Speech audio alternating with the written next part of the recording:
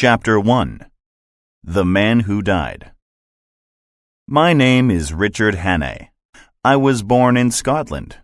When I was 6 years old, my father took me to Rhodesia in Africa. I grew up there and became an engineer. I came to England 30 years later. I had enough money and didn't need a job. I decided to retire and live in England for the rest of my life. When I arrived in London, I visited all the famous places. I was bored after 1 week. Then I visited famous restaurants and theaters. I was bored after 1 month. People invited me for dinners, but I did not really have a good time. After just 3 months, I was ready to return to Rhodesia. I decided that I did not like England and did not want to live there. I didn't like the weather. I didn't like the talk of ordinary Englishmen. I could not get enough exercise. I needed to have adventure in my life, and England did not seem to offer any adventure at all. England was boring. I wanted to go home. Then, one afternoon in May, something happened. I was on my way home and stopped at the club to read the papers.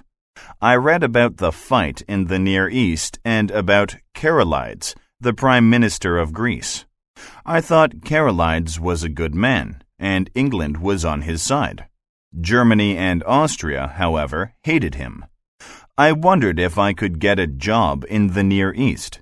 It seemed more interesting than England. I had dinner at the Café Royal and went to a show afterward.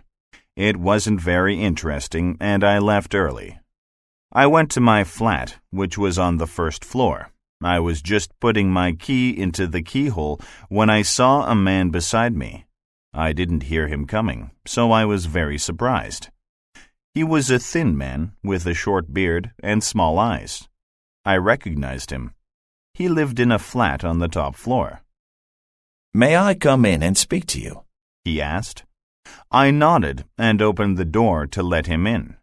He hurried in and looked around the flat, making sure that there was no one else there. I had a servant named Paddock, but I didn't want him to sleep in the flat. He came every morning and left in the evening. Of course, he was not there when my visitor rushed in. As soon as he saw that there was no one else in the flat, he made sure the door was locked. "I'm sorry," he said. "I need to talk to someone. You look like the kind of person a man can trust. Will you help me?" "I'll listen," I said, "but I can't promise any more than that." He was very nervous. "I'm sorry to look around your flat like that," he said. "I'm a little nervous, you see. At this moment, I am dead." I was sure he was mad. "What does it feel like to be dead?" I asked. He smiled. "I'm not mad. I want to tell you my story. I need help. Will you help me?" "I'll answer that question after you tell me your story," I answered. He told me that he was an American. He went to Southeast Europe and got interested in politics. There he discovered a secret group of very rich men who wanted war in Europe. This would make them richer. He knew a lot about how the governments and armies worked. Some of his explanations puzzled me. He told me that these rich men had a secret plan, and he had to stay alive for 1 month to stop them. "But I thought you were dead," I said. "I'm coming to that," he answered. He told me that these rich men all hated Karolides for trying to stop the war and planned to kill him. He found out how they were going to do this. The rich men could not kill Karolides in Greece because he had very strong guards. Karolides, however, was coming to London on the 15th of June. The rich men were planning to kill him then. "Why don't you tell him?" I asked. "Then he can stay at home." "Then they will win," he replied. "Karolides must come to London because he is the only one who can stop the war." "You should tell the British government," I said. "Then they will make sure he is safe." "I don't think so," said my visitor.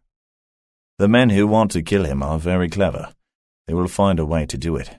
If I am still alive on the 15th of June, I can save him. I asked him some questions. He told me his name was Franklin Scudder. He said he found out about the plan as he was traveling around Europe. He learned the first part of the plan in Austria. He found out more about it in Poland. He learned the last part of the plan in Paris. As soon as he was sure, he tried to disappear. He put on a disguise and went to Germany. Then he changed his disguise and went to Norway. He changed his disguise again and came to London. He was afraid that they would catch him. Then he discovered that they were watching him and wanted to kill him. One day, he found a card under his door. The man who left that card was a very rich and cruel man. Scudder shook with fear when he talked about him. He decided that he would make them think he was dead. Then they would stop watching him. He stole a dead body from the hospital and brought it to his flat in a large box. He took out his gun and shot the dead body in the face. This made it more difficult to recognize the body.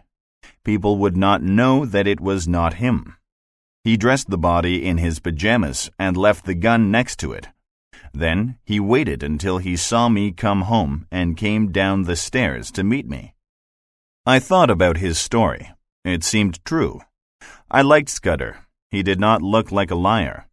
I decided to check his story by seeing the dead body in his flat. I asked him for his key. He told me that he did not have it. I had to leave it in the flat, he said. My enemies are very clever and would know that I had escaped if the key was not in the flat. You'll have to wait until tomorrow morning. I decided to trust him and told him he could stay in my flat for the night. He thanked me. He went into a bedroom and changed his appearance. When he came out, I thought he was a different man. He shaved off his beard. He cut his eyebrows. He combed his hair differently and walked differently. He even spoke differently. He lost his American accent and spoke like a British Army officer. He told me his name was now Captain Digby. I gave him a bedroom and locked him into it. You can never be too sure. Then I went to bed myself. At last, something interesting was happening. I was happy. This is better, I thought. Sometimes interesting things happen here, even in London. The next morning I woke up when my servant arrived. He tried to go into the room where Scudder was sleeping, but found it locked. He was making too much noise, so I told him to be quiet. There's a friend sleeping in there, I told him. He is an important man in the government, and he needs some rest. Please do not disturb him. No one is allowed to know that he is here. If they knew that he was here, they would send him messages and come visit him. He needs to rest. Paddock is a good servant, and he believed everything I told him. When Scudder, now Captain Digby, came out of his room, Paddock looked after him very well. He made sure that Scudder had plenty of hot tea and enough to eat.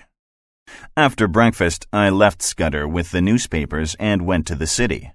When I returned, it was time for lunch. Someone had found the dead body in Scudder's flat. The police were there.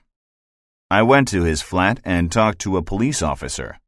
They were very busy and told me to go away. The next day, I went to the inquest.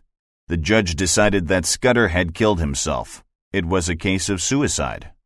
I came home to my flat and told Scudder what people said at the inquest. He was very interested. He wished that he could have seen it himself. The next 2 days were very calm. Scudder stayed in the flat. He read a lot and made notes in his notebook. We played chess in the evenings, and he always won. On the 3rd day, he began to be nervous again. He asked me if we could trust Paddock.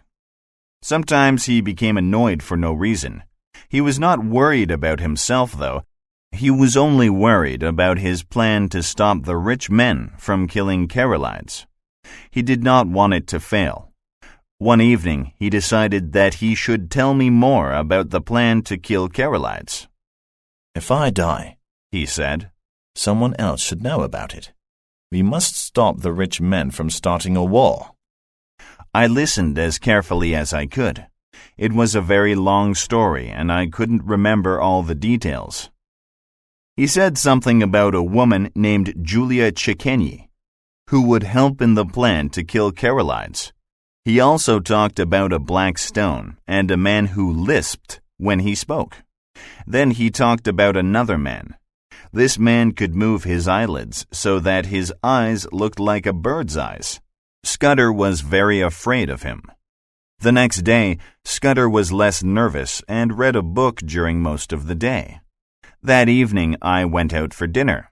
I came home ready to play our usual game of chess. The flat was dark, which was unusual.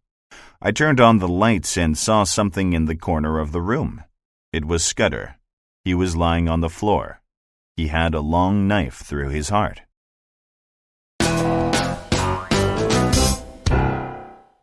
Chapter 2. The Milkman Begins His Travels. I sat down in a chair and felt sick. A few minutes later, I stood up. I got a tablecloth and covered poor Scudder's body. It was 10:30.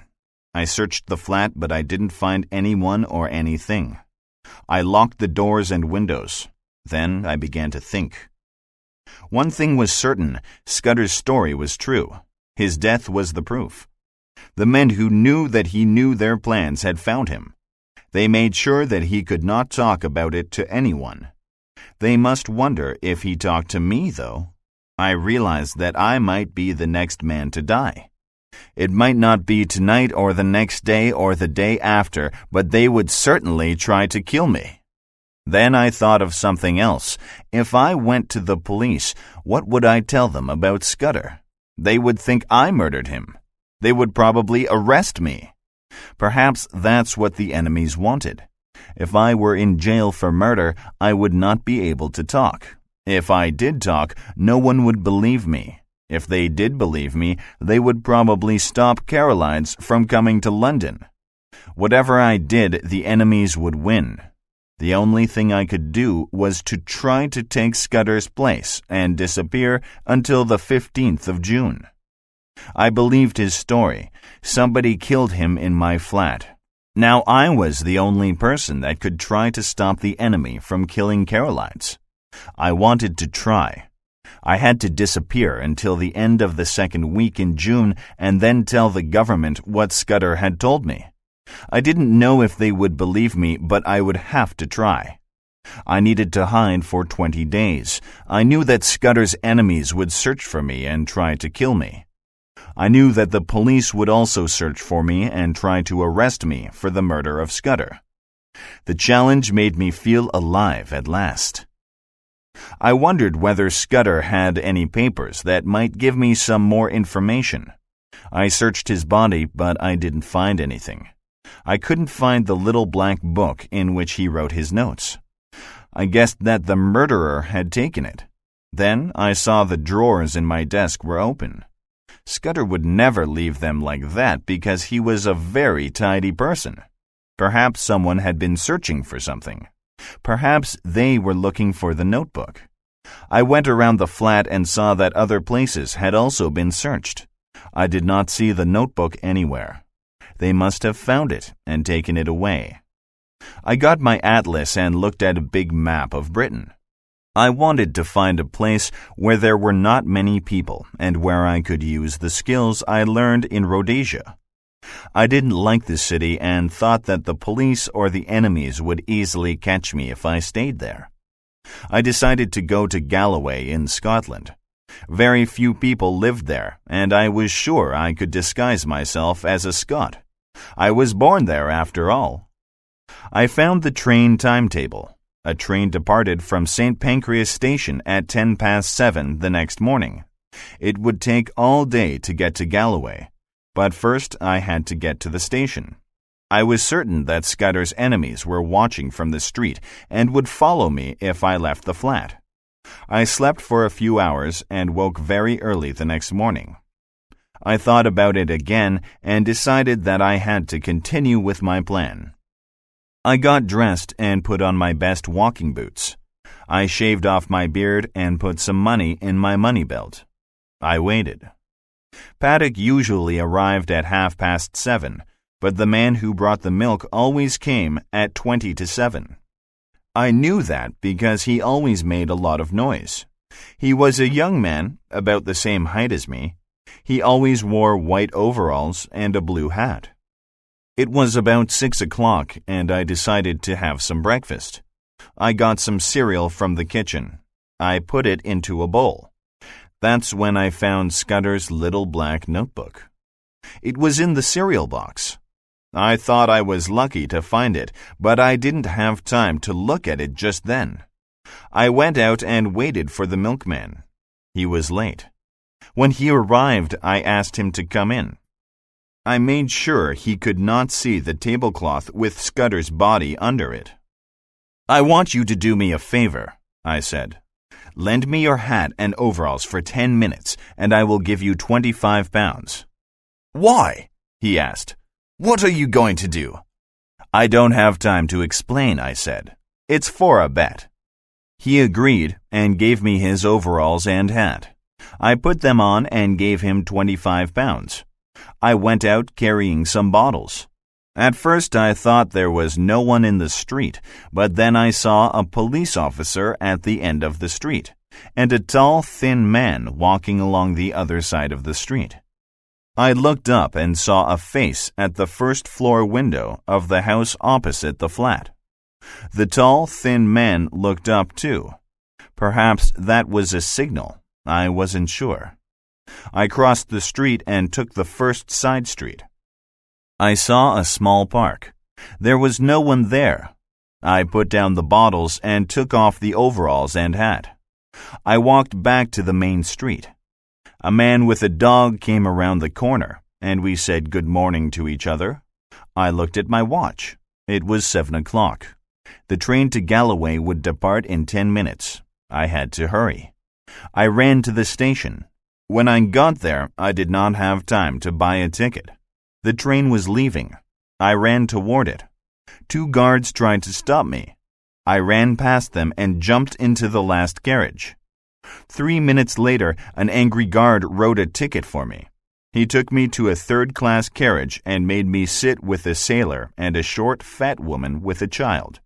The fat woman was angry with the guard because he complained that the child did not have a ticket. The sailor didn't like the guard either because he told the sailor to stop spitting. I sat down and rested. I was on my way.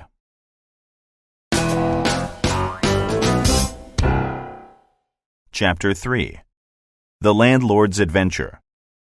As we traveled north, I looked through the windows of the train and saw the beautiful green hills going by. It was a lovely day. I wondered why I had stayed in London so long. I had some lunch and read the morning papers.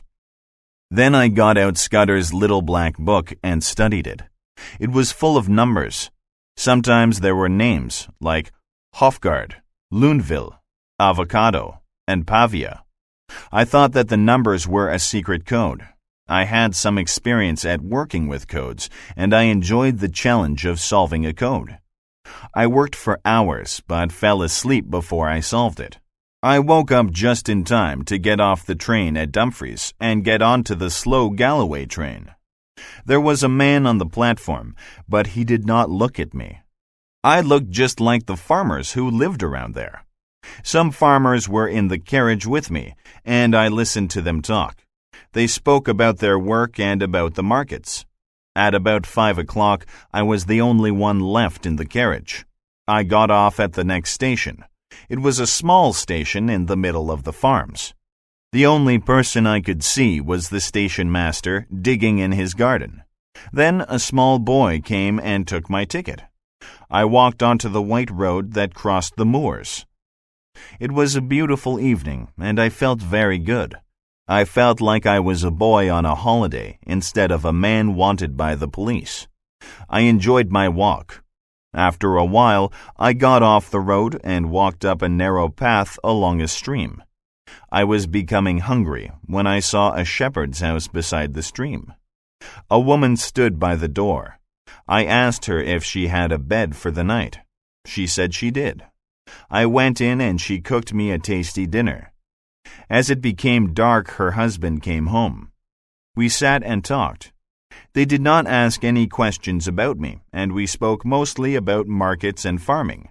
I repeated some of the things I heard the farmers say on the train. By 10 o'clock, I was tired and went to bed. I woke up at 5 o'clock the next morning. They gave me some breakfast, and by 6 o'clock, I was on my way again.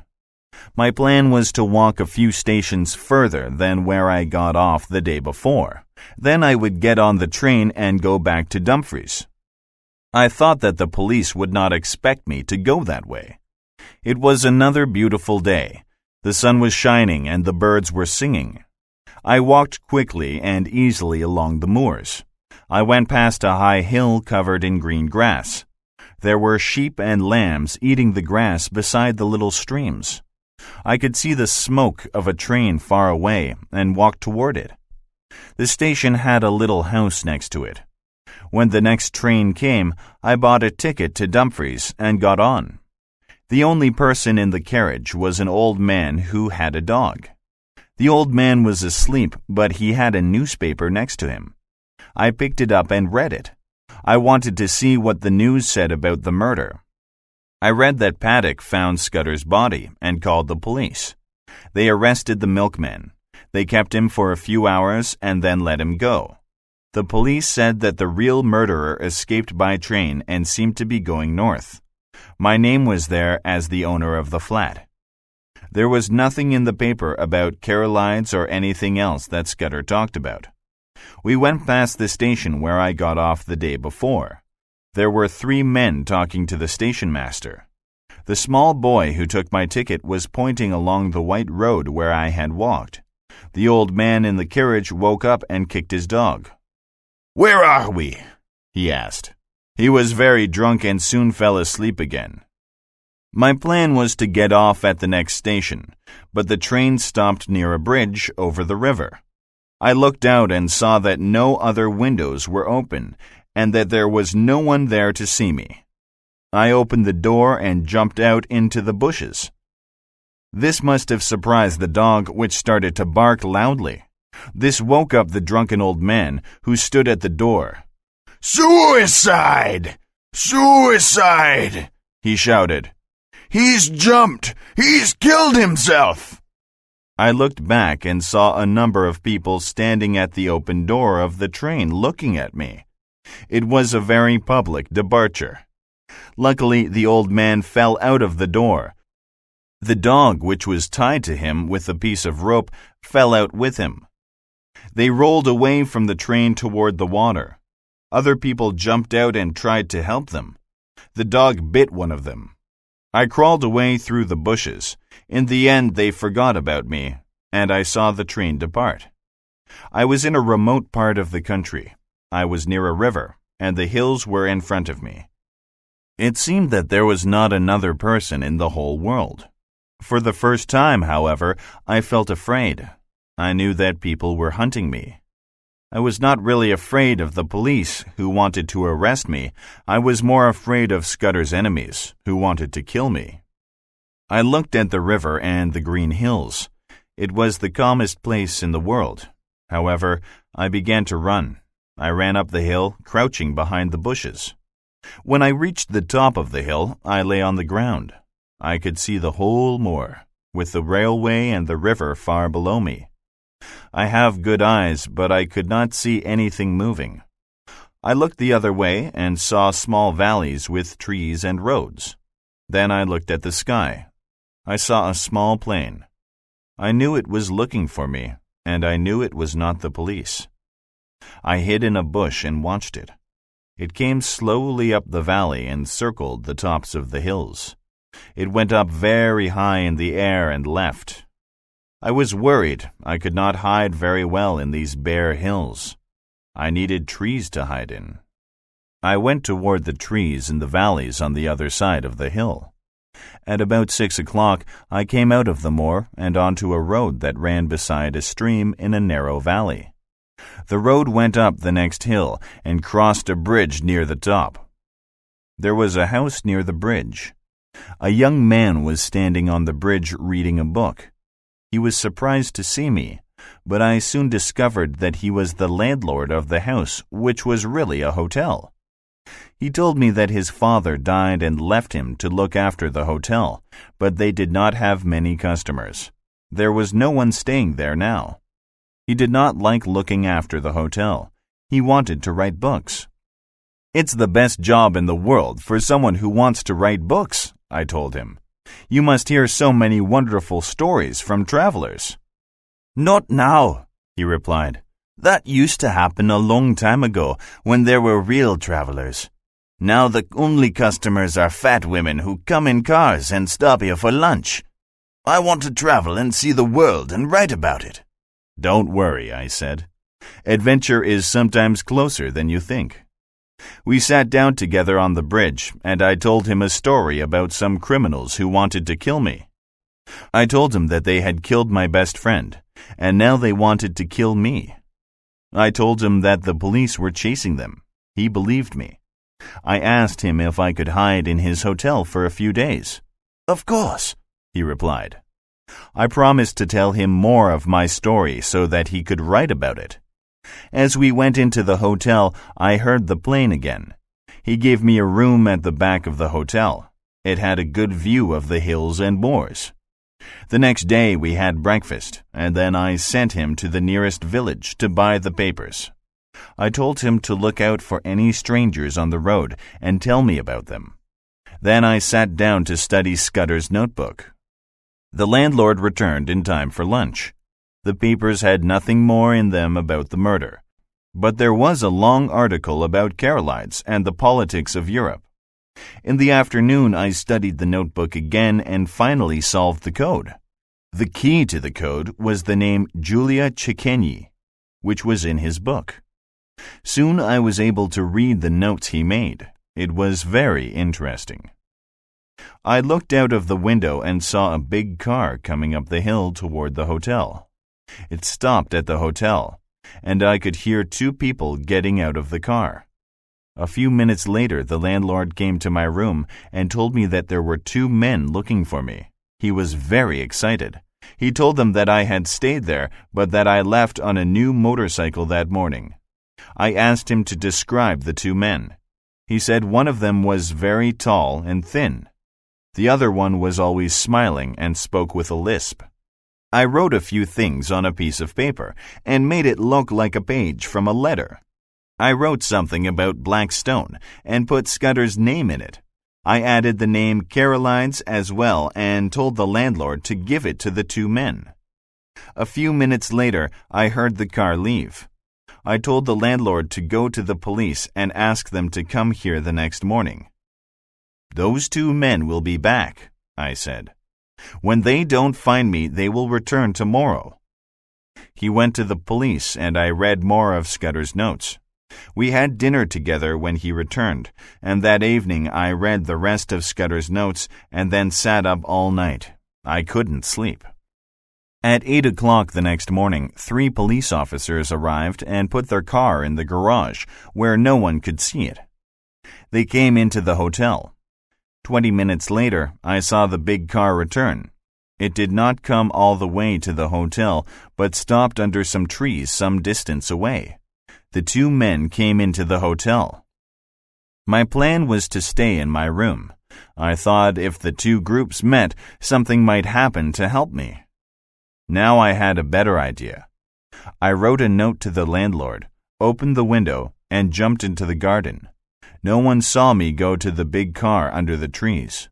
I started the car and drove off. I thought I heard angry voices as I was driving off.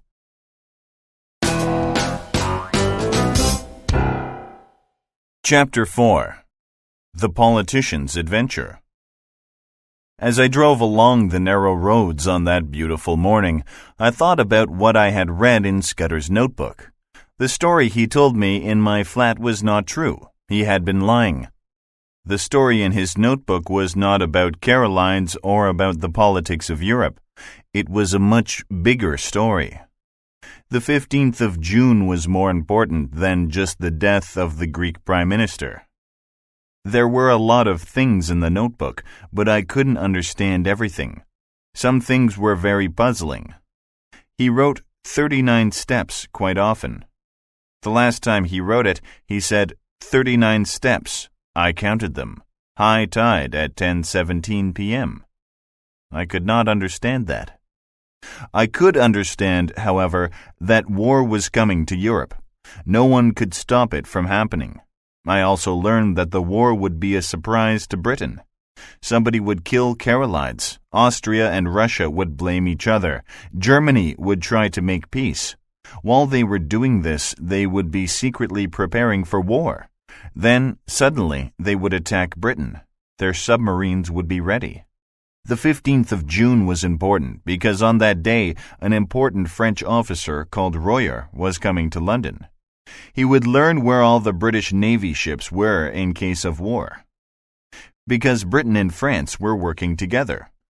Our enemies, which Scudder called the Black Stone, would steal this information and use it when they attacked Britain a few weeks later. This was the story that I read in the back room of the hotel. It was the story that I thought about as I drove the big car along the narrow roads. I thought about writing a letter to the Prime Minister, but I knew no one would believe me. I had to find some evidence. But I still had to hide from the police, as well as from the Black Stone. I didn't know where to go, but I decided to go east. I remembered from the map that there was a lot of towns to the north, and I wanted to avoid them. I drove on and on. I went past villages and rivers and gardens. It was a very calm day, and it was difficult to believe that there were men chasing me and that they wanted to kill me. It was even more difficult to believe that in 1 month many of the men I saw in the villages would be fighting in a war. Perhaps some of them would die. In the middle of the day, I arrived at a long, narrow village. I was hungry and decided to stop and eat. I slowed down. Then I saw a police officer outside the post office. He had a piece of paper in his hand. He looked up and saw the car. He came toward me, holding up his hand for me to stop. I almost did. Then I suddenly realized that the piece of paper was about me and that he knew who I was. I took my foot off the brakes. He tried to hold on to the car, but I hit him and sped away. The main roads were too dangerous for me, so I turned onto the side roads. I didn't have a map, so I was soon lost. I was afraid that I might take a road that led to a farm and could not go any further. I began to see what a fool I was for stealing the car. It was too easy to recognize. If I left it now and ran away, the police would soon find it, and they would know where I was. The first thing to do was to get on the most remote roads that I could find. I followed a road along a river, and then up a hill. It was a long and winding road. I didn't see anybody up there. The road was taking me north, and I didn't want to go that way. I went east and crossed a railway track. There was a valley after that, and I thought I might find another hotel on the other side. I was very hungry. Then I heard a noise in the sky. I looked up, and there was a plane coming toward me and flying low. I had to hide the car. It made it too easy to find me. I raced down the hill. Soon, I was speeding between the hedges. There were some trees ahead of me. Suddenly, I heard another car on my left. This car was coming out of a side street, and I was about to crash into it. I did the only thing I could do. I turned suddenly to the right, into the hedge. I hoped that there would be something soft behind it. There wasn't. There was nothing behind it. The car went over a cliff. I quickly jumped out of the car and was caught on the branch of a tree. The car fell 20 meters into the stream below. I hung in the tree looking at the car. I slowly lowered myself down to the hedge and then down to the grass. As I stood up, a hand took me by the arm. "Are you hurt?" asked a frightened voice. The voice belonged to a tall young man who kept saying he was sorry. "I'm all right," I replied. In fact, I was quite pleased. It was a good way to hide the car. "It's my fault," I told him. "I'm lucky I didn't kill you or myself." The tall young man took out his watch. "You're a good man," he said. "My house is 2 minutes away. I'll give you some clothes, something to eat, and a bed. I suppose your baggage is in the car." "No," I said, "it's here." I took the toothbrush out of my pocket and showed it to him. "I'm in the army and travel light." He asked me whether I was a free trader. I didn't know what a free trader was, but I could see that he wanted me to be one, so I told him I was. He was very pleased and took me to his house. He led me to a bedroom and showed me some different suits to wear.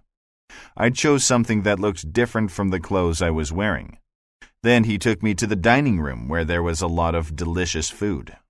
"You only have 5 minutes to eat," he told me. "You can take some of it with you, and we'll also have something when we return. I have to be at the town hall at 8 o'clock, or I will be in trouble." I had a cup of tea and some cookies as I listened to him. "I'm trying to get into politics," he said. "And I had a speaker to give a talk tonight, but he is sick and cannot come. So I have to give the talk myself. I was only going to speak for 10 minutes, but now I have to speak for 40 minutes, and I don't have enough to say. You can help me by talking about free trade. Will you do it?" I didn't know much about free trade, but I agreed to do it. I thought it would also help me get away from the police. I told him that I was not a good speaker, but I could tell them something about Australia. He thanked me again and again, and we got in his car and drove to the town hall. On the way, he told me that his parents died when he was very young. He had been brought up by his uncle, who was a famous politician. He went to university and then traveled the world. He didn't know what to do next, so his uncle advised him to try politics. He didn't know anything about politics, though he did know something about horses. So did I, and we talked about our experiences with horses as we drove down the road. As we passed through a small town, 2 police officers with lights stopped our car. "Sorry, Sir Harry," said one of them. "We are looking for a car, and the description is a bit like yours." "That's okay," said Sir Harry, and we continued our drive. He was quiet now, probably thinking about his talk. He was not a very good driver. I thought I would have a second accident before the end of the night, but we arrived safely. There were about 500 people in the hall, with 2 police officers at the door. Most of the people were women and older men. Sir Harry began his talk. It was very bad. He didn't know how to give a talk. He had too many notes and kept losing his place. What he did say was rubbish. He thought we should be making friends with Germany. He was a good man, but someone had told him to say some very silly things. When it was my turn to speak, I told them everything I could remember about Australia. I thought I did quite well. I hoped that there were no Australians there, and I don't think I said anything about free trade. However, Sir Harry was very pleased. He asked me to stay at his house for a few days and go fishing with him. When we got home, we had some hot food and then sat down to talk. I told him I thought he was a good man, but his ideas were wrong. "Where did you get them from?" I asked him. He told me the name of some magazines that someone gave him. "Was it really that bad?" he asked. "You don't think Germany will go to war against us, do you?" "Yes. Within 6 weeks," I answered. He was a good man, and I trusted him.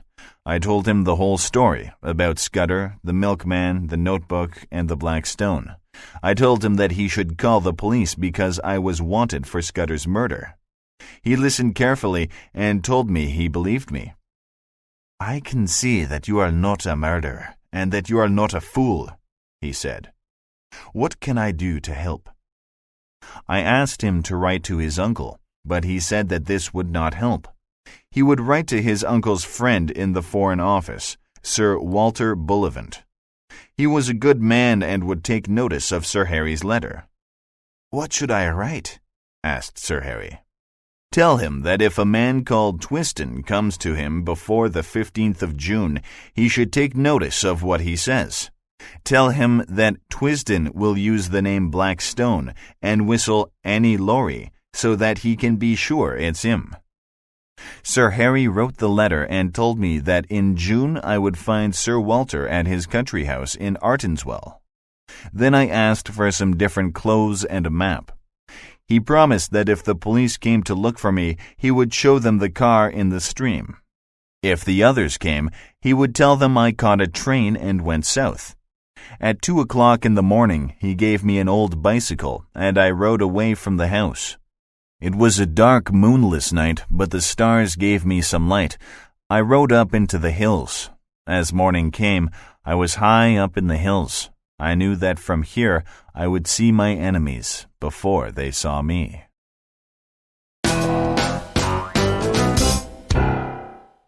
Chapter 5. The Road Worker. I sat down on top of the hill and looked around. The road was behind me. It climbed up through a long, narrow valley. In front of me was about a kilometer of rough grass and some ponds. After that, the road went down the hill again. All around me were more grassy hills without trees.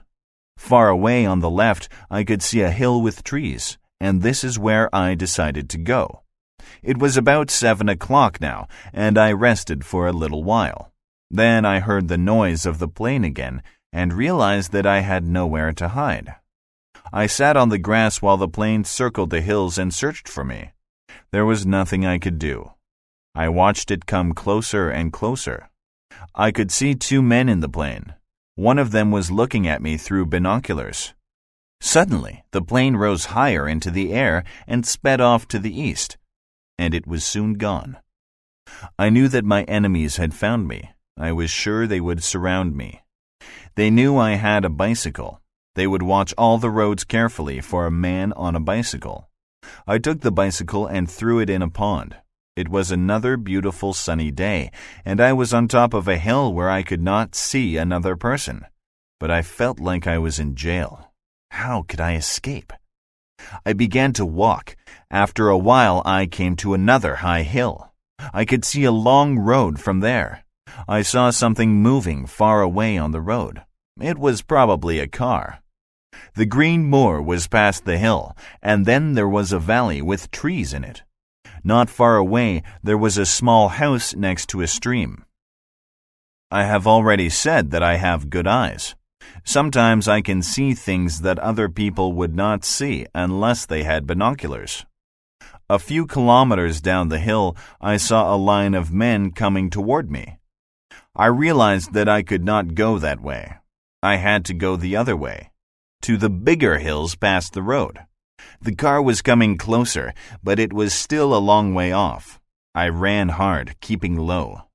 When you are surrounded, the only way to escape is to hide. But where could I hide? The ground was bare. There were no trees to climb. There were no bushes to hide in. There was no river to lie in. There was nowhere to go. Then I saw the road worker. He was working alone, fixing the road. "Good morning," I said. He looked at me.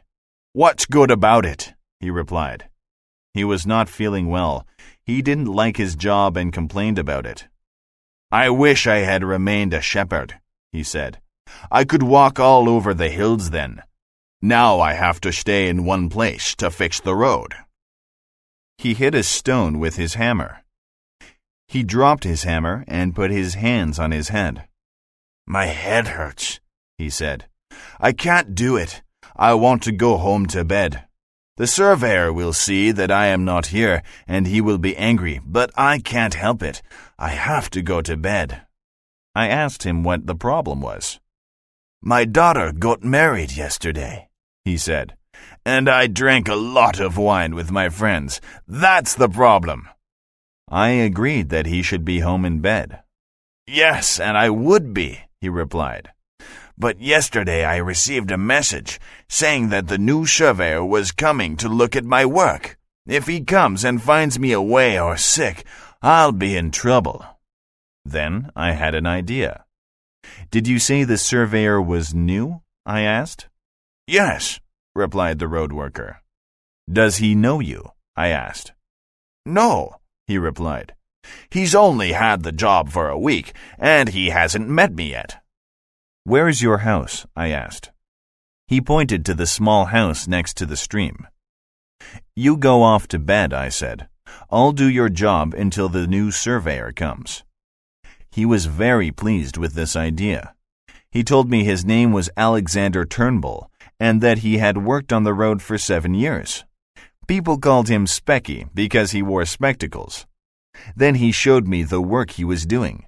I had to get stones from the quarry.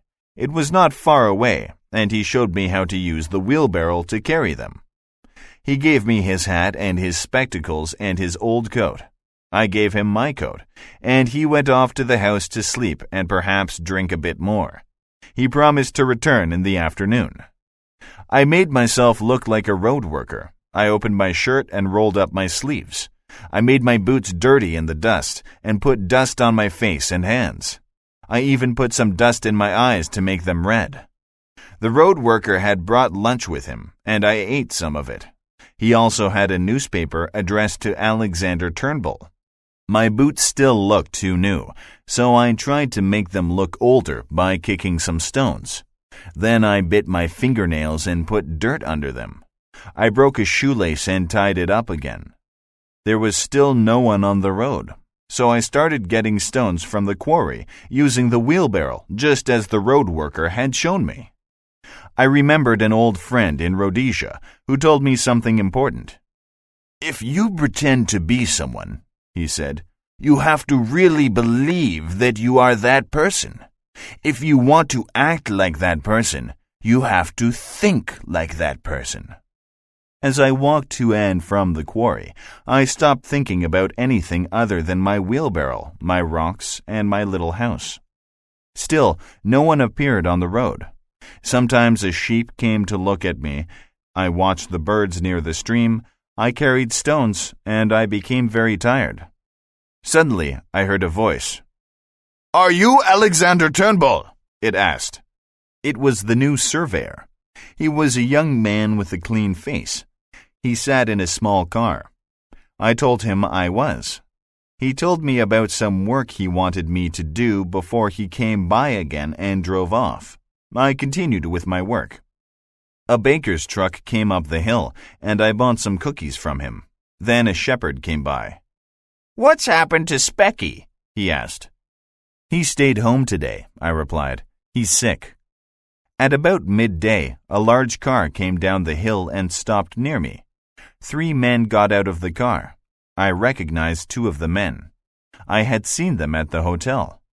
The third man spoke to me. "That's an easy job," he said. "There are better jobs and there are worse jobs," I replied. "I think I would like your job. You just drive around in a car all day." "I hate cars. They ruin my road. They should make you fix it because you are the ones who break it." The man looked at the newspaper beside me. "Your papers come in good time," he said. "Yes," I answered. "They are only 6 days late." He picked up the paper and looked at my name written on it. One of the other men said something in German. It was about my boots. "You have excellent boots," he said to me. "They must have been expensive." I told him that a hunter who stays in my house sometimes gave them to me. "Let us go," said one of the other men, speaking in German. "This man is all right." They asked me if I saw anyone come past early this morning. "I was not at work early today because my daughter got married yesterday," I told them. "All I saw was the new surveyor, the baker, and a shepherd." One of the men gave me a cigar. I smelled it and put it in with my newspaper for Turnbull to enjoy later. They got into the car and drove away. I was very pleased, but I kept carrying stones from the quarry. 10 minutes later, they came back. One of them waved at me as they went past. They were just checking. I ate Turnbull's bread and cheese. Soon after that, I finished the work he gave me to do. I wondered what to do next. I was sure they were still searching for me. I had to get away from there. I stayed until about 5 o'clock and decided to go to Turnbull's house. Perhaps I could escape over the hills when it was dark. Suddenly, a new car came up the hill and slowed down near me. There was only one man in the car. I was very surprised when I saw him because I knew him. His name was Marmaduke Jopley. I didn't like him. He was one of those men who work in the city, making money from rich young men and old ladies. He liked going to parties and talking to rich people. He stopped his car to look at the view and light a cigar. I went to the car, opened the door, and took his arm. "Hello, Jopley," I shouted. Of course, he didn't recognize me. He was very frightened. "Who are you?" he finally asked. "I'm Hannah," I said. "You remember me, don't you? Hannah from Rhodesia." "The murderer!" he choked. "That's right," I said. "And there will be a second murder if you don't do what I tell you." He did everything I asked. He was very frightened. Soon I was driving back the way he had come, dressed in his clothes and hat. The men who were looking for me had seen him go that way and thought that he was going back. They didn't stop me. We drove down the valley and passed through some villages. I enjoyed the drive. Jopley, dressed in the roads worker's coat and hat, kept quiet. He was afraid I would murder him. As it grew dark, I drove to a remote part of the hills. I stopped the car and gave Jopley his clothes. Then I told him to go away. I watched the car drive away. I was not a murderer, but I had become a liar and an imposter. I was also a car thief, but I was still alive, and I was still free.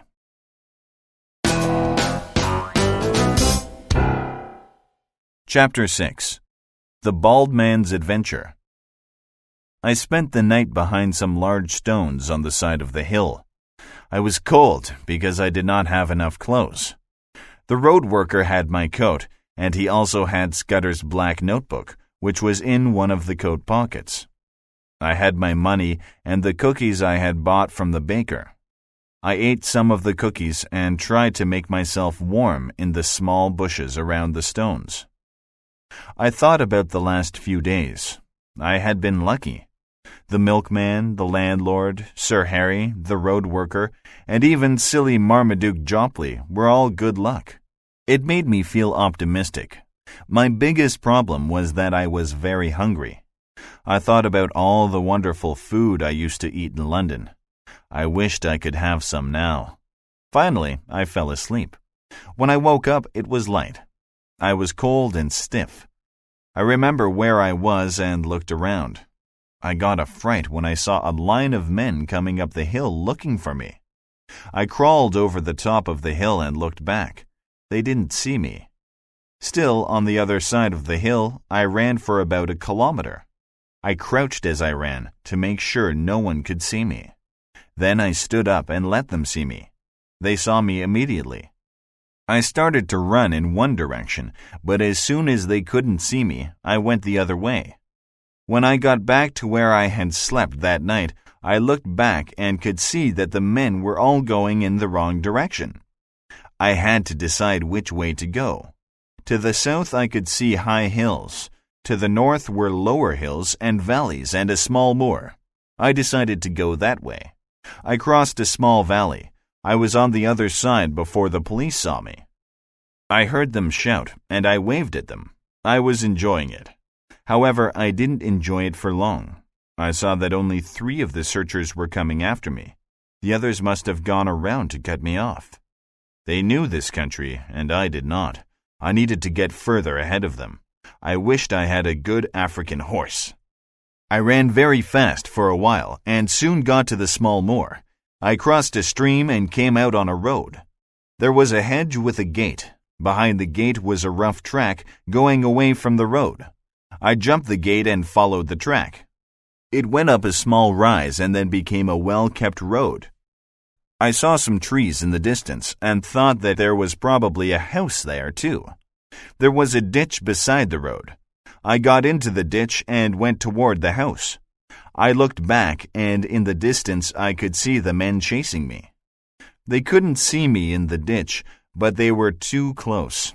I didn't look back again. I had no time. I went as fast as I could along the ditch. Sometimes I had to walk in the stream. Then I saw the house and ran toward it. I could no longer see the men chasing me. The house was an ordinary farmhouse. I saw the face of a bald man watching me through a window. I walked across the lawn to the house and went in through an open door. I came into a room that had a lot of books on the walls. There was a desk in the middle of the room. At this desk sat the old man, with papers and open books in front of him. He had a round face and no hair, and wore glasses. He didn't move when I came in. He just waited for me to speak.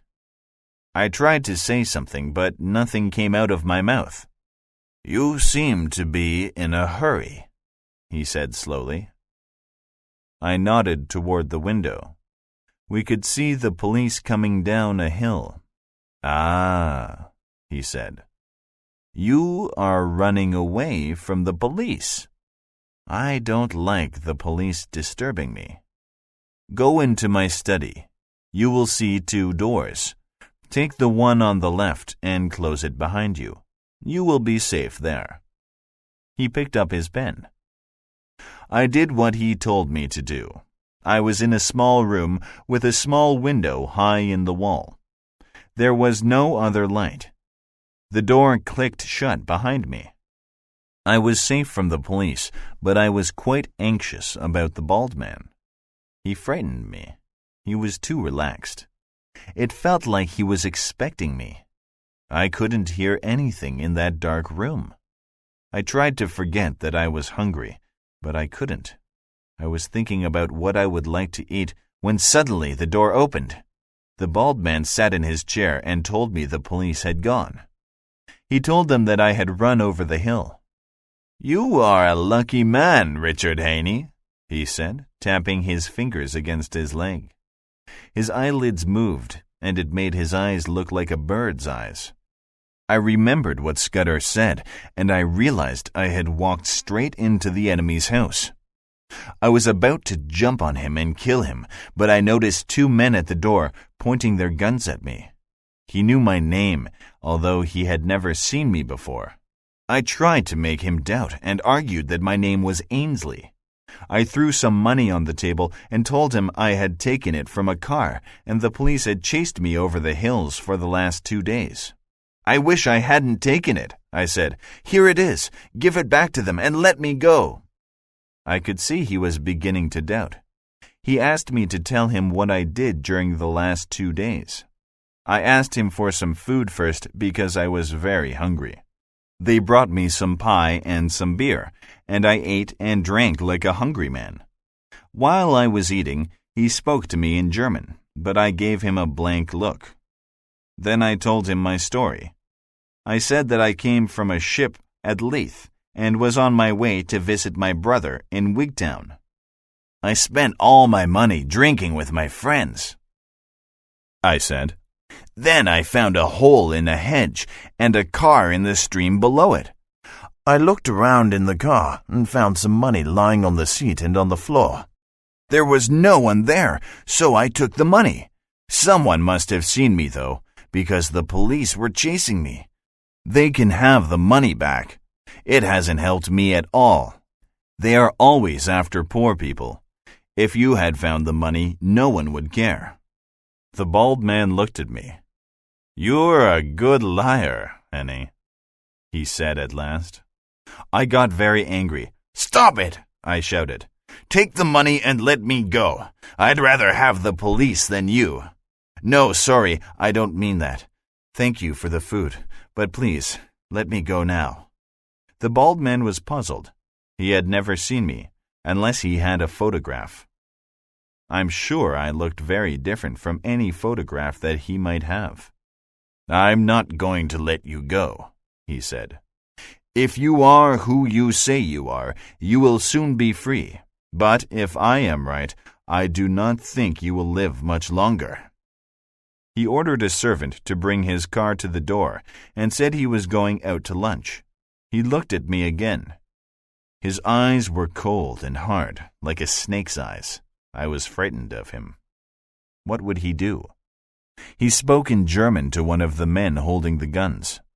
"Lock him in the storeroom," he said, "until I return. You will answer to me if he escapes." The two men put their guns against my ears and marched me out of the room.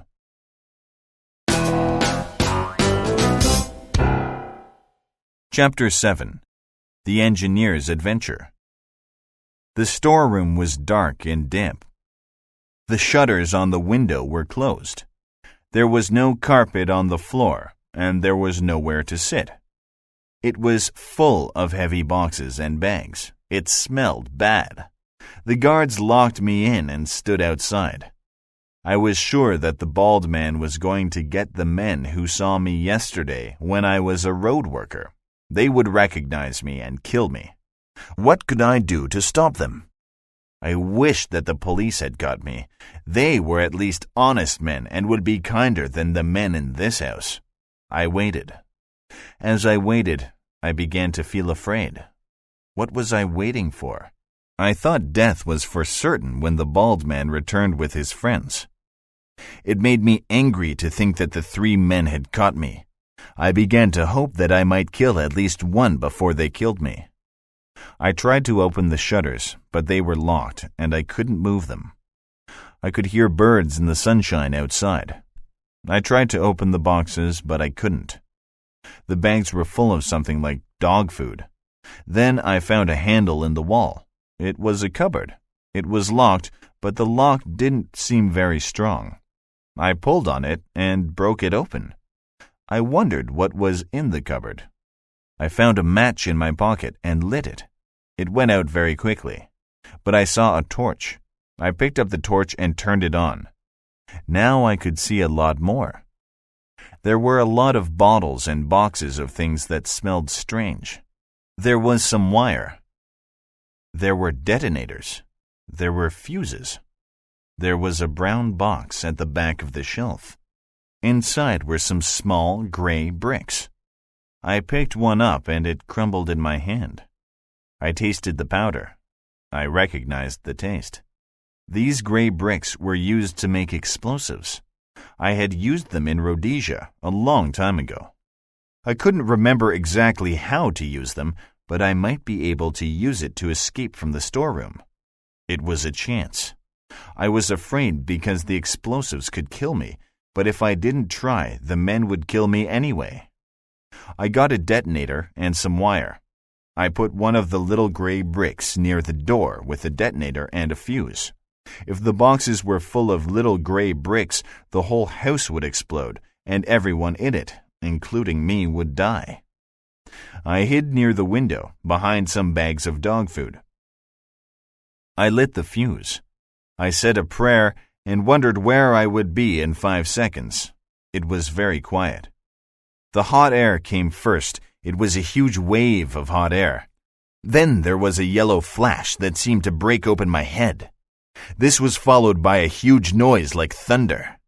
Something fell on me and hurt my shoulder. I began to choke in the thick yellow dust and the terrible smell.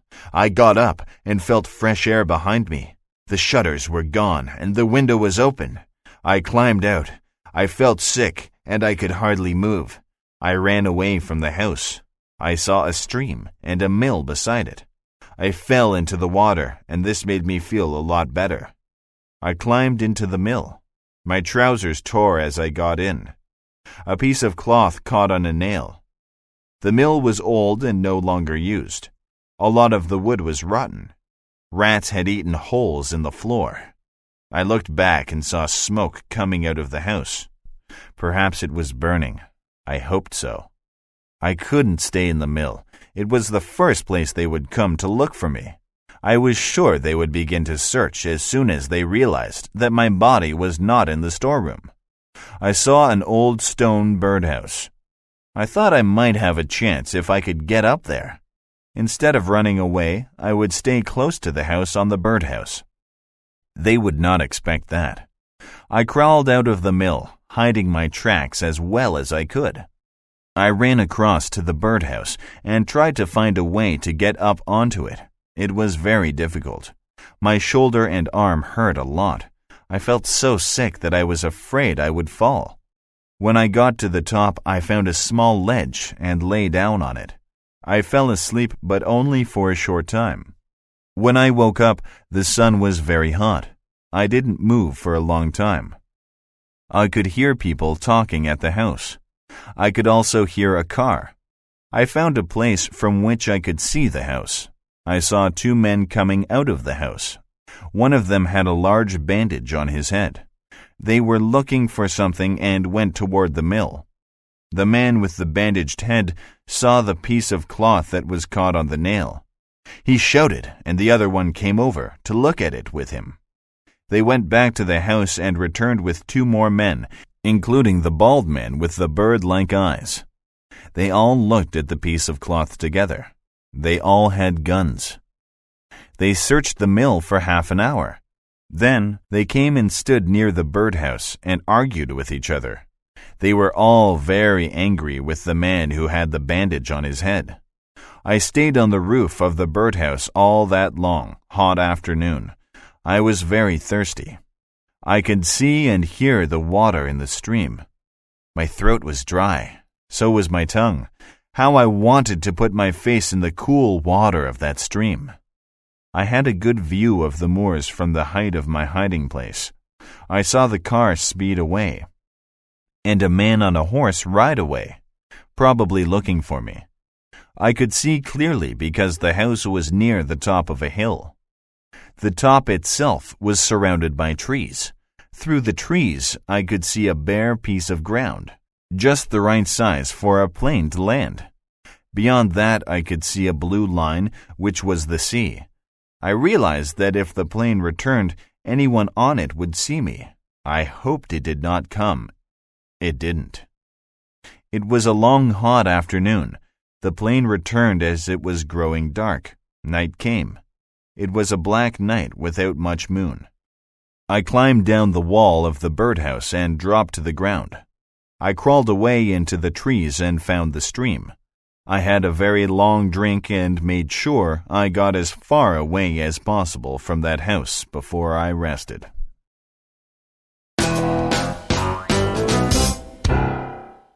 Chapter 8. The Faithful Friend. I sat down on top of a hill and thought about my situation. I was happy to escape, but I did not feel very well. The smoke from the explosion was still in my head, and lying in the hot sun all afternoon had made me feel worse. I had a terrible headache, and my shoulder was very sore. I couldn't use my left arm. I decided to return to Turnbull's house and get my clothes and Scudder's black book from him. Then I would go to Sir Harry's friend, Sir Walter Bullivant, and tell him what I knew.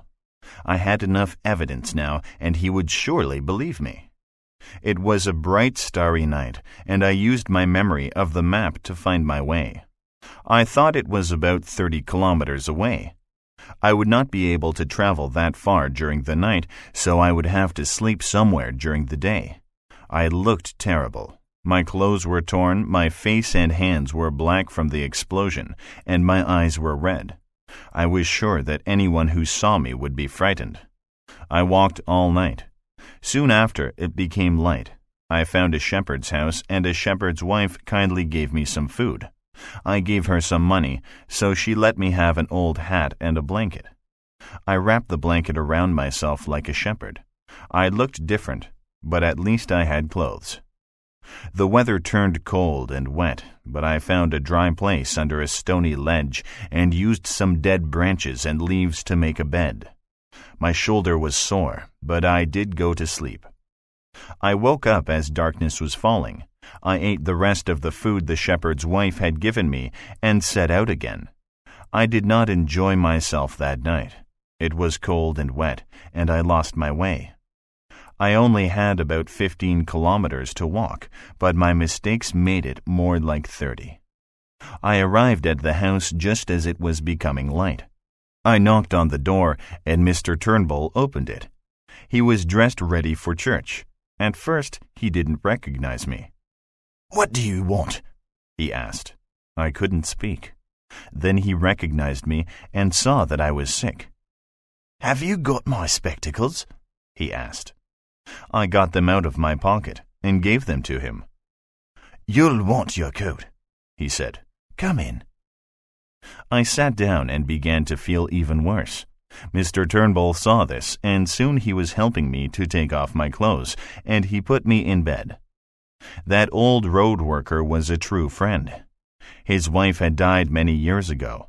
Now that his daughter was married, he lived alone. He looked after me for 10 days while I got better. After 5 days, I got out of bed, but it took another 5 days before I could walk. Every morning he went out to work, locking the door behind him and leaving me enough milk and food for the day. He came back in the evenings and sat by the fire. He asked no questions. He didn't even ask my name. When I read the papers, I could find almost nothing about the murder or the hunt for the murderer. "Did anyone come looking for me?" I asked him. "Yes," he said. "There was a man who came in a car. I didn't like him. He wanted to know who had taken my place that day. I told him he was mad because no one ever takes my place, but he kept on asking. Finally, I said he must have seen my friend from the village, who sometimes helps me, and he went away." On the 12th of June, I decided that I was well enough to go on my way. A friend of Turnbull's was taking some sheep to the market and had breakfast with us. His name was Hislop, and he offered to take me with him. I gave Turnbull some money, though it was difficult to make him take it. Hislop talked all the time as we took the sheep to the town of Moffat. It was slow walking with the sheep, and it took us a whole day to go just 20 kilometers. It was a lovely sunny day, and the birds sang. However, I could not be happy. The 15th of June was not far away, and I did not know how to stop the enemies. I had dinner in the hotel in Moffat, and from there I walked to the railway station and waited for the train, which came at midnight. I had to change at Crewe and again at Birmingham and again at Reading. It took me the entire day to get to Artonswell, where Sir Walter Bullivant had his country home. Sir Harry told me that I would find him there at this time of year because he liked fishing in the streams there. From the station, I walked along the road that followed a stream. I came to a bridge and a pond. I began to whistle Annie Laurie. I saw a fisherman near the stream, and he came toward me on the bridge. He began to whistle. His tune was also Annie Laurie. He was a big man. We looked into the pond together. "It's a great place to fish," he said. "Look at that big fish there." "I can't see it," I replied. "Look, there," he said, and pointed to the pond. "Yes, I can see it now. You would think it was a black stone," I said. "Yes," he said, and began to whistle Annie Laurie again. "Twisden's the name, isn't it?" he asked. "No," I said. "I mean, yes, it is." I had forgotten the name I gave to Sir Harry. "You should remember your name," laughed Sir Walter. Suddenly he began to speak loudly. "It's terrible that a person like you should ask for money. I'll give you something to eat at my house, but I'll give you no money." A man on a horse was just going by. When he had gone, Sir Walter pointed out his house and told me to go to the back door in about 5 minutes. Then he left. I waited 5 minutes and went to the house. It was a pretty white house with a path leading to the stream. The back door was open. A very serious-looking servant was waiting for me. "Come this way," he said, and led me into the house. He took me up some stairs and into a bedroom. There were some clothes on the bed. The servant told me that I should wear them. "I've made a hot bath in the bathroom next door," he said, "and dinner is in half an hour." He departed. I looked at myself in the mirror. I had not shaved for 2 weeks. I was dirty, and I was wearing poor clothes and even poorer boots. Yet I was in this room, invited to dinner in these excellent clothes. I shaved, bathed, dressed, and made myself look like a gentleman again. Sir Walter was waiting for me in the dining room, and we had dinner together. We talked about fishing and hunting in Africa and other parts of the world. We drank tea in his study, which was a very comfortable room full of books. "All right," said Sir Walter. "I've done everything Harry asked me to do. He promised me that you would tell me something to wake me up. I'm listening, Mr. Hannay. I was surprised that he knew my real name. I told him the story from the beginning. I told him about Scudder and his story about Carolides. I told him about the milkman and my escape to Galloway. I told him about Scudder's notebook. I told him about Sir Harry. He laughed at that. He was very interested in the story of the road worker and asked me to describe the two men in the car. He laughed again when he heard about Jopley. The bald man in the house on the moors made him serious again. When I got to the end of the story, he got up and stood in front of me. He looked down at me and told me not to worry about the police. He said I was in no danger from them. Why? Have they caught the murderer? I asked. No, he answered, but they know it was not you. He explained that he received a letter from Scudder. Scudder had written the letter on the day that he died. In it, he told Sir Walter that he was in danger and that he was hiding with a good friend. Sir Walter knew Scudder and believed his letter. He realized that I must be the friend he meant, and when he got the letter from Sir Harry, he was sure. He told the police to stop hunting me. He had been waiting for me to arrive. I was very pleased. We studied the black notebook together. He agreed with some of it, but said he could not believe all of it. The part about Carolides is wrong, he said. Carolides will live a long time. Every country in Europe wants to keep him alive. He is doing a wonderful job. No, Hannay, Scudder is wrong. Something bad is going to happen, and he knew it, but I do not think it was as bad as he thought. Just then, a servant came into the room. There's a telephone call from London, Sir Walter, he said. Sir Walter went off to the telephone. He came back in 5 minutes. His face was white. I apologize to Scudder, he said. It seems that he was right after all. Carolides was shot dead at 7 o'clock this evening.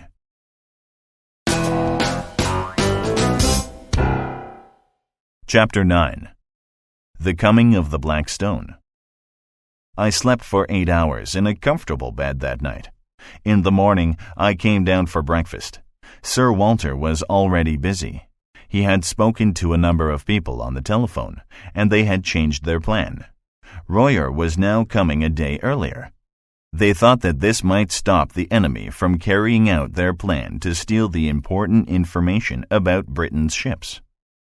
How did they find out he was coming? Asked Sir Walter. Only 5 men in England knew about it. I'm sure our enemies will find out about the change in plan, and then they will still find out the positions of all our ships. Can't you change the positions? I asked. Yes, we could, he replied. But we don't really want to do that. It would be a lot of trouble, and they are in the best possible position now. He told me the plans for Royer's visit. Royer would meet with Sir Walter, an officer from the Navy, General Winstanley, and Sir Arthur Drew. These 4 men and the First Sea Lord were the only ones who knew that Royer was coming. Royer would never be left alone, so it was difficult to see how the enemies would get the information they wanted. However, Sir Walter was very anxious about it. He decided that I would drive his car for him that day. I drove him to London through the pretty villages of South England, and we arrived at Sir Walter's house at 11:30 that morning. Sir Walter took me to the police first and introduced me to them. A police officer told me that they knew I had not murdered Scudder and that I could go back to live in my flat. The police would not give me any trouble. Sir Walter told me it would be a good idea to go and rest somewhere. I don't need you today. Come back and see me tomorrow. Be careful and keep quiet, he said as he left. I was on my own. I didn't know what to do. It was very strange to be free and not worry about the police. I had an expensive lunch, and then I took a taxi to the north of London. I walked all the way back. That took me about 2 hours. I felt that important things were happening, but I was no longer part of them. I had done my job, but I felt that I was still needed. I didn't want to go back to the flat that night and decided to stay at a hotel. I had dinner which I did not enjoy, and walked back towards Sir Walter's house. As I was walking along the street, a group of young men came towards me. One of them was Marmaduke Jopley. He saw me and stopped. "It's Hannay, the murderer," he shouted. "Come on, hold on to him. Don't let him escape. He's a murderer." He held on to my arm, and the other young men helped him. A police officer arrived and asked what was happening. I should have told him the truth, but I was angry. I hit Jopley in the face, and he fell on the road. All the others tried to hold me, and the police officer got my arm behind my back. Jopley got up and told the police officer that I was Hannay, the murderer. I told the police officer that I had been cleared of the murder. The police officer, however, arrested me for hitting Jopley. I couldn't bear the thought of sitting in jail because of silly Jopley. I felt I was needed for important work with Sir Walter. I had to get away. I hit the police officer and ran. They couldn't catch me. I ran towards Sir Walter's house. I ran through a park and across a road. Then I went to Sir Walter's house and knocked on the door. A servant opened the door. "I must see Sir Walter immediately," I said. "It is very important." He let me in. "Sir Walter is very busy in a meeting," he said. "Please wait here." He showed me to a seat at the end of the hall. "If anyone comes here looking for me," I told him, "don't tell them I am here. Sir Walter knows me, and my message is very important." There was a knock at the door, and the servant opened it.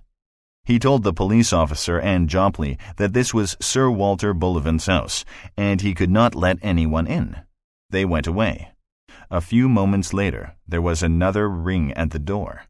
This time the servant let the visitor come in. When the visitor took off his coat, I recognized him. He was the First Sea Lord. His picture was in the papers almost every day. He went into a room at the back of the house. As the door opened, I could hear voices. It shut again, and I was alone. I did not know why I was there. I was sure that I was needed, but I did not know how or why. I sat there for 20 minutes, wondering what to do next. Then the door to the back room opened again, and the First Sea Lord came out. He walked past me. He looked at me for a second. We looked each other in the face. I saw something in his eyes. It lasted for less than a second, but it was enough. This man recognized me. He went out. I picked up the telephone book and dialed the number to the First Sea Lord's house. Someone answered the telephone. "Is his lordship at home?" I asked. "His lordship is in bed. He is not well tonight. Can I give him a message, sir?" asked the voice. I put down the telephone. There was no time to lose. I walked to the back room and opened the door without knocking. There were 5 surprised men in the room. Sir Walter was surprised and annoyed. "This is Mr. Hannay," he told them all. "I've told you about him." Then he turned to me. "This is not a good time to visit Mr. Hannay," he said. "I think it is," I answered. "Tell me who just left the room." "It was the First Sea Lord," said Sir Walter, turning red with anger. "No, it wasn't," I said. It looked like him, but it was not him. It was someone who recognized me. I called the First Sea Lord's house, and they told me he was in bed. "Then who was he?" "The Black Stone," I said, and sat down.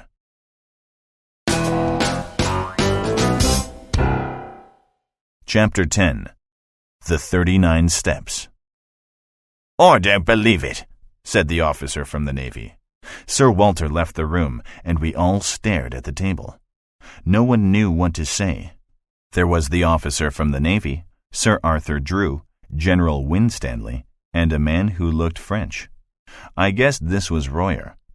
Sir Walter returned. He was not happy. "I just spoke to the First Sea Lord," he said. "I got him out of bed.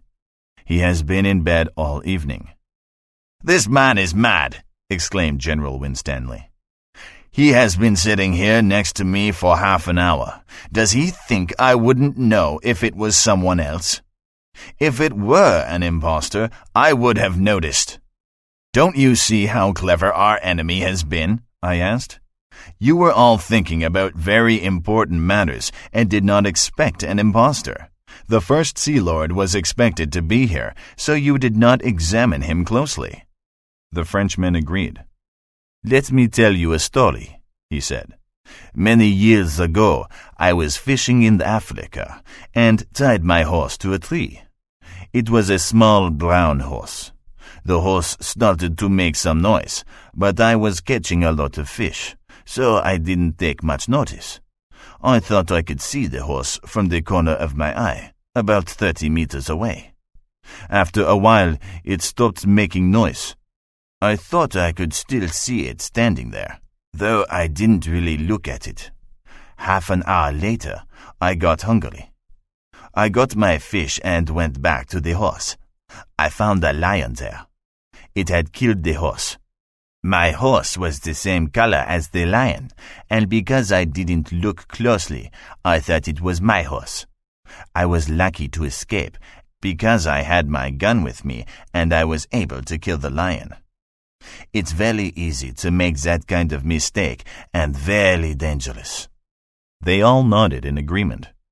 "So now they have our plans, but they think we don't know," said Sir Arthur. "We will have to change them," said Sir Walter. He sighed.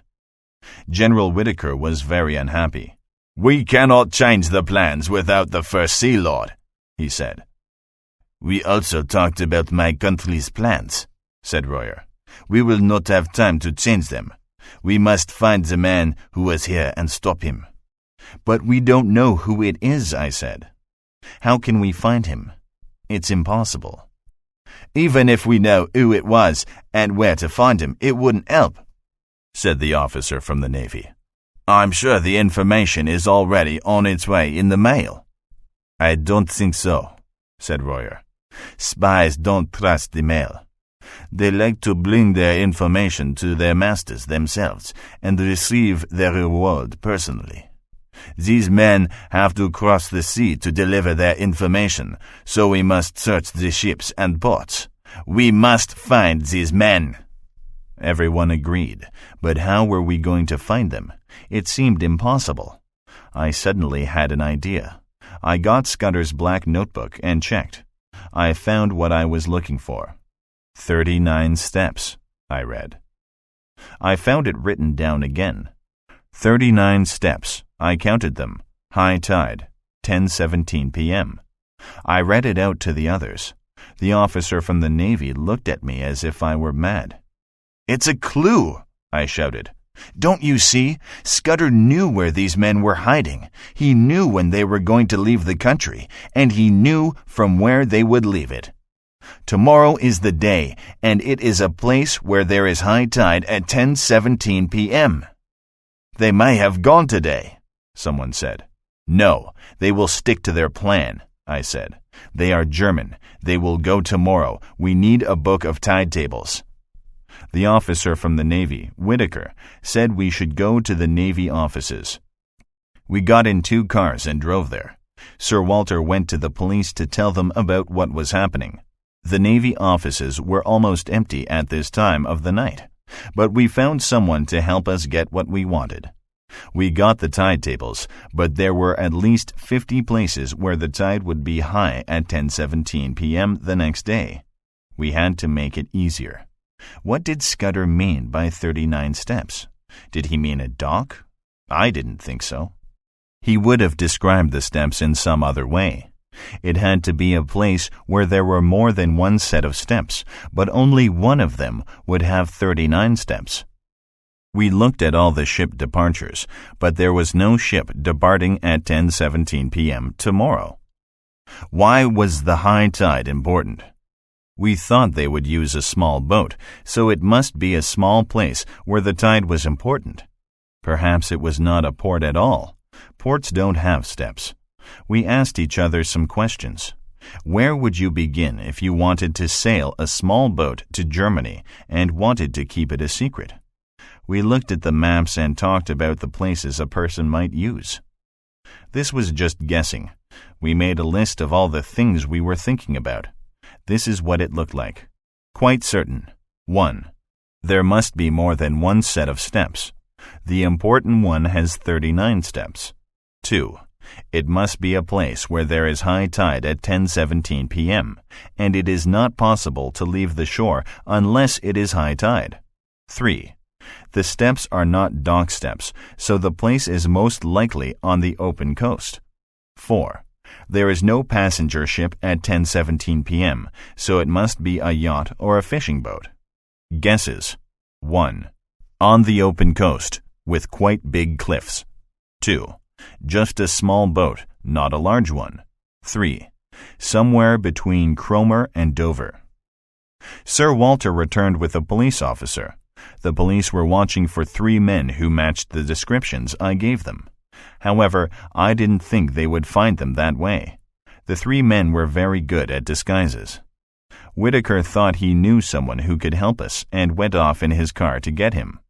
At about 1 o'clock in the morning, he returned with an old man who knew the coast very well. We asked him some questions and finally decided that the most likely place was the Rough, close to Bradgate. There were some houses on the cliffs, and some of them had steps going down the cliff to the beach. The old man told us that a lot of rich people had holiday houses there. Most of the houses were empty at this time of the year. I looked in the tide tables. High tide at Bradgate the next day would be at 10:27 p.m. The old man knew that the tide at the Rough was 10 minutes earlier. "I think we have found the answer," I said to the others. "We need to find a house at the Rough that has 39 steps going down to the beach." We got some road maps, and Sir Walter said I could use his car. I talked to the police about what I wanted, and at 3:30 in the morning, I was speeding through Kent toward Bradgate. A police officer called Skyfe sat beside me in the car.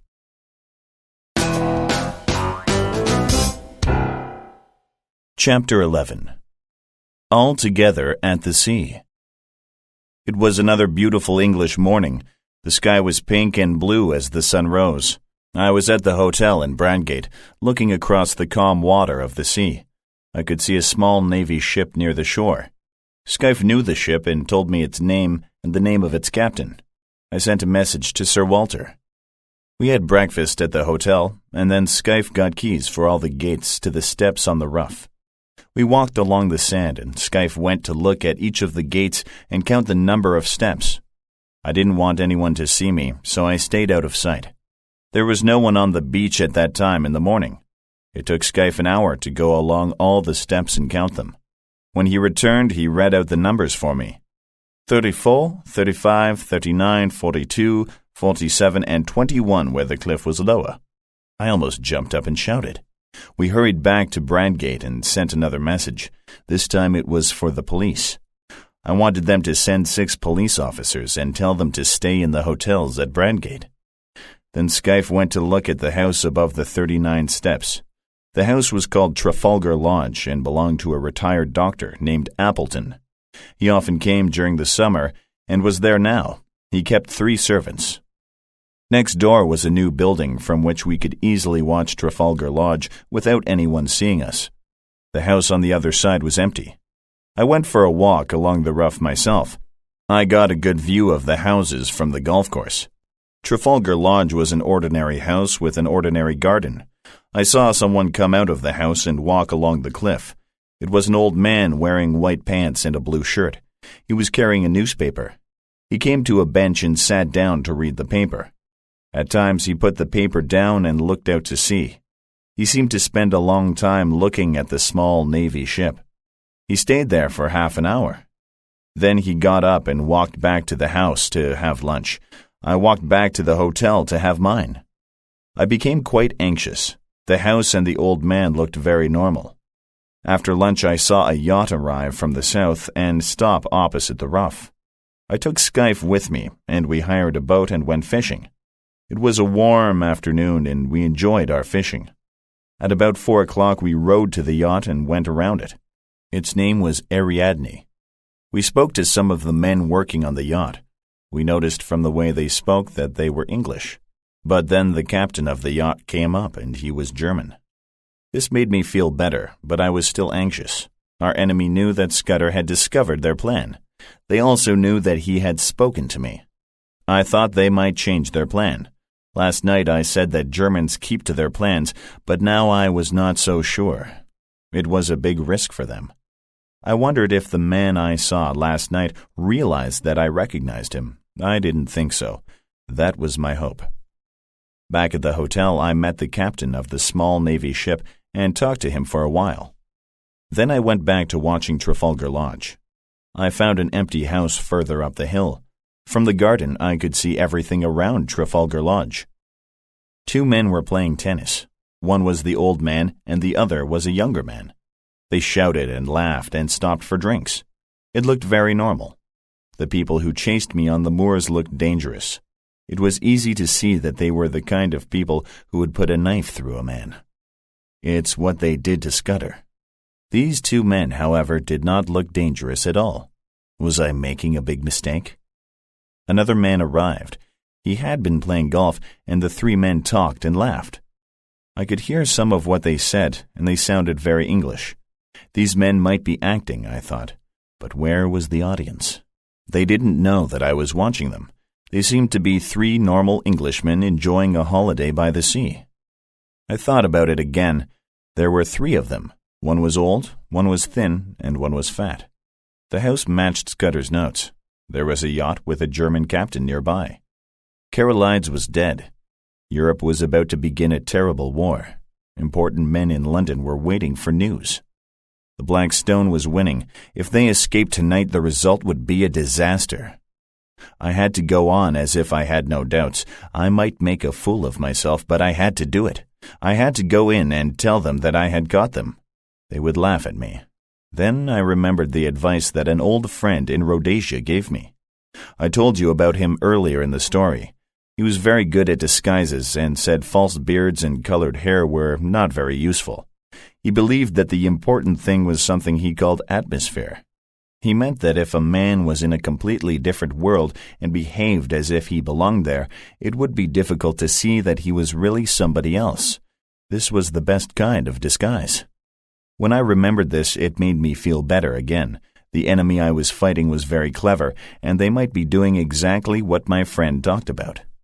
A fool tries to look different. A clever man looks the same but is different. If you are playing a part, my friend said, you must believe that you are that person. If you don't believe it, other people will not believe it either. That explained the tennis. These men did not need to act. They simply became other people. They thought like other people, and so they behaved like other people. My friend said that all successful criminals knew this. It was the most important secret they had. It was about 8 o'clock now, and I went back to the hotel. I found Scaife and told him where I wanted him to put his police officers. I didn't want dinner, so I went for a walk. I walked around the golf course. There was no one there. I walked further along the cliff and met people coming home from the beach. I could see the Ariadne out at sea as its lights came on. Everything was very calm and ordinary. I went back to Trafalgar Lodge at about 9:30. On the way, I saw a greyhound walking behind some people. It reminded me of a dog that I once owned in Rhodesia. It was also a greyhound, and I used to take it hunting with me. One day we were chasing a deer when it suddenly disappeared. A greyhound does not have a strong sense of smell. It hunts by sight. Its eyes are very good, and so are mine, but we could not see where the deer had gone. Later, someone explained it to me. It found some rock that was the same color as itself and simply stood still. It didn't have to run. It only needed to stand still. It melted into the background. I thought about the enemy in Trafalgar Lodge. This was what they were doing. They didn't need to run. They just melted into the background. The police officers would all be in place by now, but no one could see them. The house was open for all to see. The windows were open, and you could hear the sound of English voices. The people inside were just finishing their dinner. I felt like a fool, but I opened the gate, went up to the door, and rang the bell.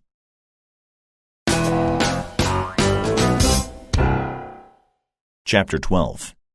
A Visit to the Black Stone. I have traveled around the world a bit. I understand poor people and I understand rich people. I also get along very well with both groups of people. I understand shepherds and road workers. I understand very important people like Sir Walter.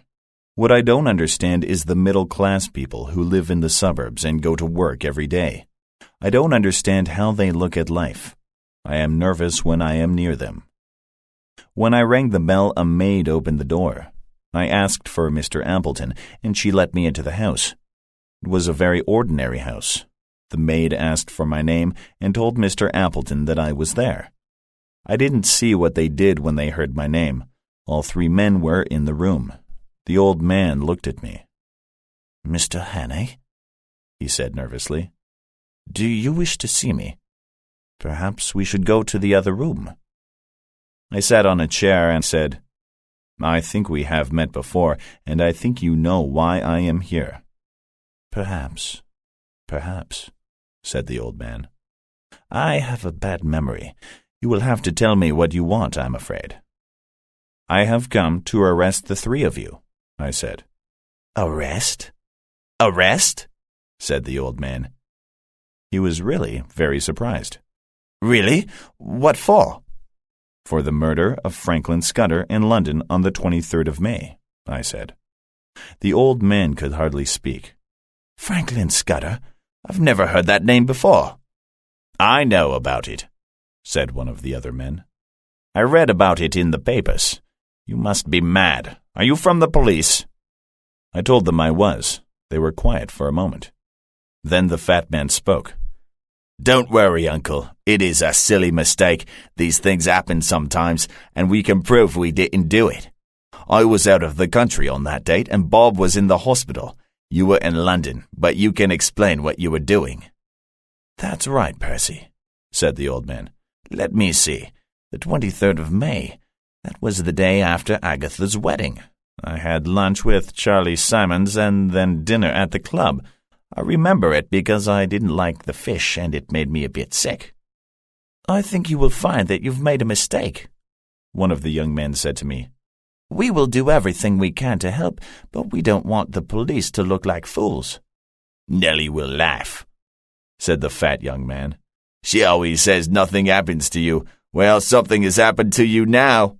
He began to laugh. "That's true," said the old man. "It will be a wonderful story to tell my friends. I should be angry, Mr. Hannay, but it's too funny." He began to laugh too. I thought this could not be acting.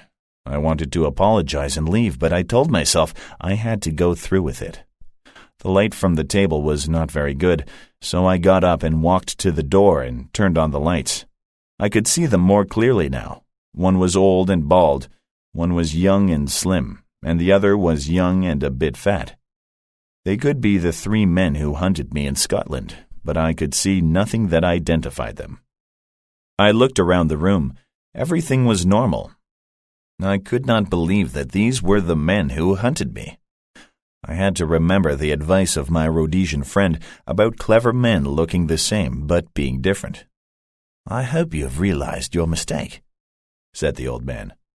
"I will not file a complaint, but I think you should leave now. It can be very annoying for ordinary people when the police make these mistakes." I sat down and said I would not leave. "Are you going to take us to the police station?" asked the fat young man. "I suppose you will take us to London. It will be very inconvenient. What are you going to do?" There was nothing to do except to call the police officers and arrest the three men. I felt sick. "Well, you are thinking about it," said the fat young man.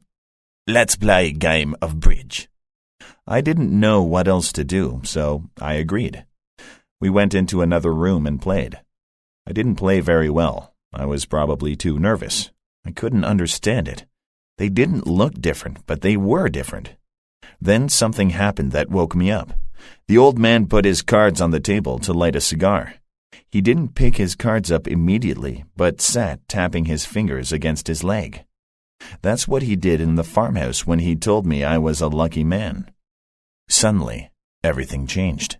I could see them all now. I knew who they were. There was no doubt. Their secret was gone. It had disappeared. The clock struck 10 o'clock. We continued playing for a while. Then the young fat man said he had to leave and catch a train. I told him he could not leave. He said he had to go. He would give me his address and see me tomorrow. I told him he had to stay. The old man offered some money to guarantee that his nephew would return. I refused it. He became nervous. His eyelids moved, and it made his eyes look like a bird's eyes. I blew my whistle. Immediately it was dark. One of the young men took hold of me. Quick, quick, Franz! Shouted the old man in German. The boat! I saw 2 police officers in the garden, but the young man jumped out of the window and ran toward the steps down to the beach. The old man looked at me. He is gone, he shouted. He has won. You cannot follow him in time. The Black Stone has won. I hope he will enjoy his victory, I said. I should tell you that the police took the Ariadne an hour ago. 3 weeks later, the war began. I joined the army and immediately became an officer, but I think I did my best work before the war began.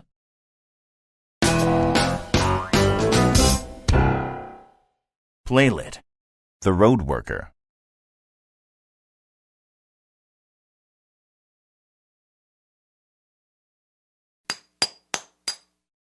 Good morning. What's good about it? One of those days, is it? Yeah, you would complain too if you had my job. Hard work, is it? I'm not afraid of hard work. It's staying in the one place that I don't like. I used to be a shepherd, you know. That was better because I could walk all over the hills and go where I pleased. Now I'm stuck here. It's no fun when you are not well. What's the matter?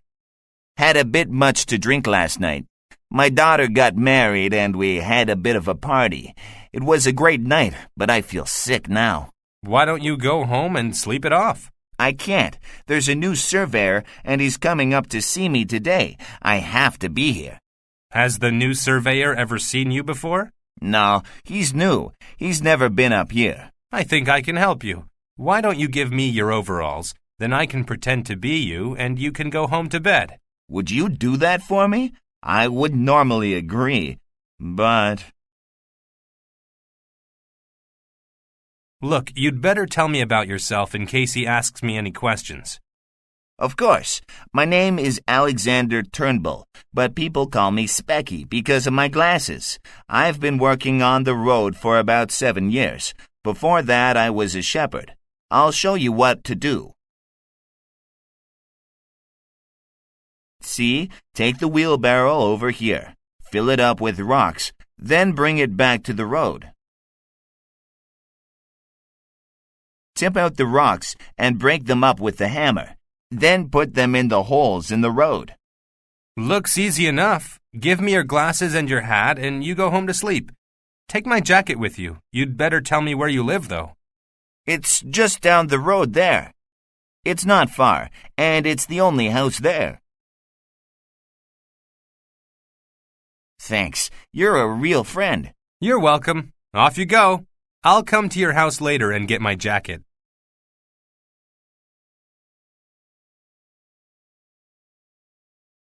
Are you Alexander Turnbull? Yes, I am. I'm Donald Barry, the new surveyor. There's a hole in the road just down there. Get that fixed, will you? Yes, sir. Hello, where's Specky? He stayed home today. He's sick. Anything serious? No, just tired after last night. Of course. Great party, though. You know, I thought you were him when I first saw you. Same hat and glasses. Anyway, I've got to go.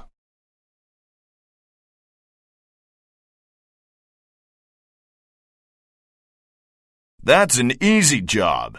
There are better jobs and there are worse jobs. I wish I had your job. You just drive around in your car all day. You should do my job. You break the roads with your cars. You have very good shoes. They must have been expensive. Yes, I suppose so. I helped a man who was hunting here. He stays at my house sometimes. He gave me these shoes. You are very lucky. Let us go. This man is all right. Wait, did you see anyone up here this morning? I was not here early because my daughter got married yesterday and we had a party. The only people I saw were the new surveyor and a shepherd. Thank you, my friend. Have a cigar.